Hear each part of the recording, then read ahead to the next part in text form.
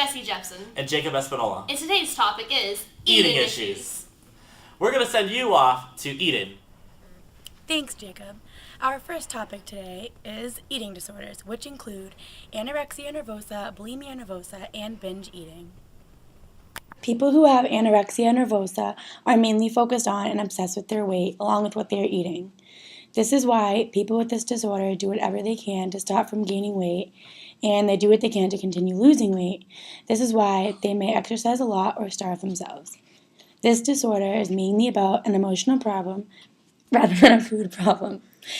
There are some treatments to help overcome this disorder, such as obtaining a better understanding of oneself, along with having better and healthier eating habits. People with bulimia nervosa are also really focused on their weight and body shape. This is why they use strategies and methods such as vomiting to stop them from gaining any weight. Since bulimia nervosa mainly relates to self-image, it can be hard to get it under control.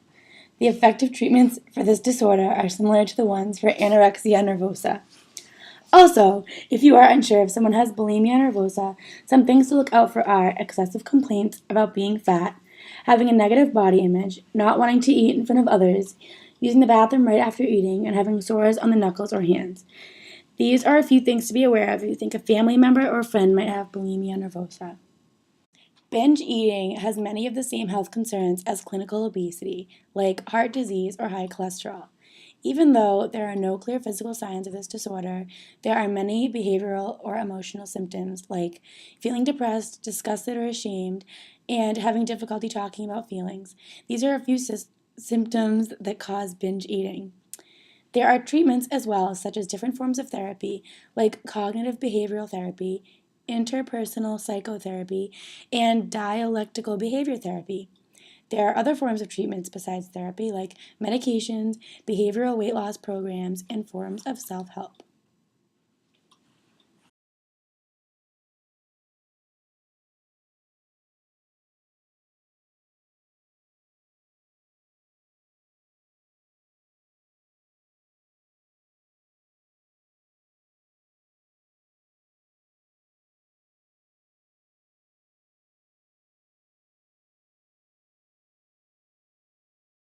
Back to you guys. That was very interesting, wasn't it, Jacob? It sure was. Now we're going to go to Nyla with the next topic. Thanks, Jesse. And our next topic is obesity. Obesity is when someone has too much body fat and has a negative effect on their health. If a person's body weight is 20% higher than it should be, he or she is considered to be obese.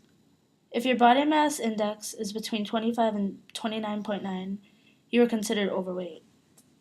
Basically, what body mass index is, it's a statistical measurement that's from your height and weight. It's considered to be a better way to estimate healthy body weight. It shows how much fat and how much muscle you have in your body. Some causes to being obese can be not exercising at all. If all you do is sit in your room every day and play video games, it's not going to end well. Especially because some people eat while they're playing, so they don't realize how much they're eating. Even overeating with every meal that you have. Each meal of the day, you shouldn't be having seconds and thirds. For breakfast, that can be your biggest meal of the day. Lunch should be smaller and dinner should be the same as lunch. Also, eating way too many calories with each meal. Each meal you eat should not be all carbs. It should be a mix of everything, in smaller amounts. Eating too much junk food in between meals and after dinner, that isn't going to result well either. Eating right before bed is the worst. It's when the calories turn into fat because you're not burning them. 3. Some health effects of childhood obesity. Immediate effects are high blood pressure and high cholesterol, which can lead to diabetes. Also, when you're heavy and overweight, you're going to have a lot of bone and joint problems. This is because there's being too much pressure put onto all of your bones, so this can cause pain in your legs and feet problems, or even arthritis. The long-term effects would be heart disease, type 2 diabetes, having strokes, and several types of cancer. Type 2 diabetes is very dangerous. With this disease, you have to keep a strict and healthy diet and exercise daily. With heart disease, this can lead to death, so you might want to watch your diet. Treating obesity can be sort of difficult because it's hard to change your eating habits right away. So what you can do is start off by eating healthier than you were. Eat a couple of fruit every day, vegetables with your meals, and don't forget to add a piece of meat with your dinner. Also, no eating when you're bored. People tend to do this very often when there's nothing to do and they're sitting at home. What you can do is go for a walk or even run if you're bored, or dance. Be more active than you are. Start doing exercise on a daily basis, or even a few times a week. You'll definitely see a difference. It also helps to be a good influence in front of children, so always tell them to eat their vegetables and even take them outside and let them run or play a sport with you. You could even play a kiddish game with them, like tag or hide and seek, just to keep them more active instead of sitting around all day and being lazy. Wow, wasn't that topic very interesting? It was very interesting, Jacob. Next, we're going to take you off to Brianna. Thanks, Jacob. The next thing we'll be talking about is picky eating. Picky eating is a normal phase that many children go through, but what causes it? One cause is that some parents don't expose their children to different tastes and textures when they are beginning to eat solid food, so they aren't used to the certain food tastes and textures in their mouth.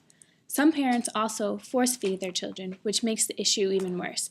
If a child really doesn't want to eat something and their parents are forcing them to, it turns into a power struggle, and the child usually ends up losing their appetite, and they sometimes end up developing anxieties around eating that specific food. Another reason for picky eating is that people don't have a variety of food in their home, so when children are introduced to something different, they are afraid to even try it. Eating fruits and vegetables is the biggest issue with picky eaters because most children do not like the way some fruits and vegetables look, and some don't have the sweet taste that kids enjoy. Parents could try to make the fruit or vegetable look more appealing, or they could mix them in with the foods the kids already enjoy. There are many ways to overcome picky eating, like giving children choices. If a child doesn't want to eat a vegetable like broccoli or green beans, they should be able to choose something a little sweeter, like carrots or corn. Another way is to prepare the meals in different and fun ways, and maybe even let the children help cook so that when you sit down to eat, they'll be excited. Also, most children model their parents' behavior, so if the parent is eating healthy, the child is likely to try to copy that. Parents should also make their children eat the same meals as them and not cook something different. And don't be afraid to say no to the junk food that the children always want to eat. These are pictures of my cousins that made a healthy choice on what to eat. Selective eating disorder, also known as extreme picky eating or food neophobia, can be caused by anxieties from traumatic experiences like choking. It also can be from a phobia of trying new things or sensitivities to specific textures and smells. This disorder starts off as children with poor eating habits that carries on into adolescence and then later continues as an adult. This disease also can lead to other more serious health problems like type 2 diabetes. Back to you guys in the studio. Those kids and their picky eating. They'll never learn. Absolutely not. Anyways, next I'm going to talk to you about swallowing and feeding disorders. Feeding disorder is when your children have a hard time gathering their food and or having a hard time with basic functions such as sucking, chewing, and swallowing. A good example of feeding disorder is a child who is having a hard time gathering their food or can gather their food but cannot close their lips to keep the food inside. Swallowing disorder, also known as dysphagia, can happen at any time during the oral phase, which is sucking, chewing, and moving food or liquid into the throat. Pharyngeal phase, starting to swallow, squeezing the food down the throat, and closing of the airway to prevent food and liquid from entering that airway, or to prevent from choking. And finally, esophageal phase, relaxing and tightening the opening at the top and bottom of the feeding tube in the throat, and squeezing food through the esophagus into the stomach. Based on that case and symptoms of Based on cases and symptoms of swallowing problems, experts may be able to treat a child with feeding and swallowing disorder. Some recommendations are medical intervention, such as medicine for refluxing, nutritional change, such as giving the child different food or adding calories to their food, postural or positioning changes, maybe changing the child and putting them into a different seat to make them feel more comfortable when eating, and also food temperature and texture change. So maybe making their food a little bit warmer for them, or maybe a little bit colder, and maybe the texture is just not right, and so we just have to try a different type of texture. You learn something new every day. Of course we do, Jesse. Of course we do. And finally, we're going to talk about the effects of social, physical, and emotional development in eating issues. Behaviors due to eating issues include the need to exercise excessively. People who have eating issues often exercise a lot more than most people to make up for the food they have eaten. Also, they keep up with their calorie intake, so that way they can feel more in control in what they eat. Many people who do this tell themselves that they will only eat foods and they will limit to how many calories they can eat. People who have eating issues can become involved with drug use. They will use diet pills or laxatives to control their eating or weight gain. People who have an eating issue often weigh themselves so that they know where their weight is and if they need to lose more. Having food rituals is also common, such as cutting food into small pieces or not allowing the food to touch your lips. Effects on emotional development. These include eating when upset. This is most likely involved with binge eating, obesity, and bulimia. Having a low self-esteem is a main cause of an eating issue. A person would often starve themselves because they don't like the way they look. Being shameful about an eating disorder or behavior, or in general, eating food is also an effect on emotion. This is common with bulimia because they vomit the food they feel guilty about eating. Mood swings are also very common with people who have an eating issue. Changing in diet can often lead to mood swings. Depression is very common with people who have an eating issue. This is because they are either very overweight or underweight. It can make people feel self-conscious, so it can lead to people feeling negative towards themselves, causing depression. Eating issues also have a big effect on social development. Some of these effects are frequently eating alone or in secret because they feel self-conscious about others that might eat differently and have different habits than they do. Avoiding friends. Strained relationships due to food-related issues, meaning when food has consumed any and all time that they could be with friends doing other things. This causes loss of friends. And lastly, difficulty being assertive, meaning that you lack in confidence and feeling more afraid to make own decisions.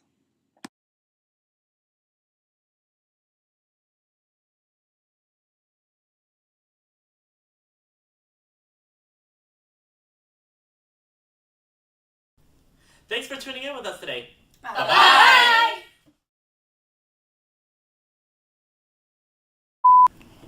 Welcome to Child Growth News. We're your hosts, Jesse Jepson. Eden Pazetsky.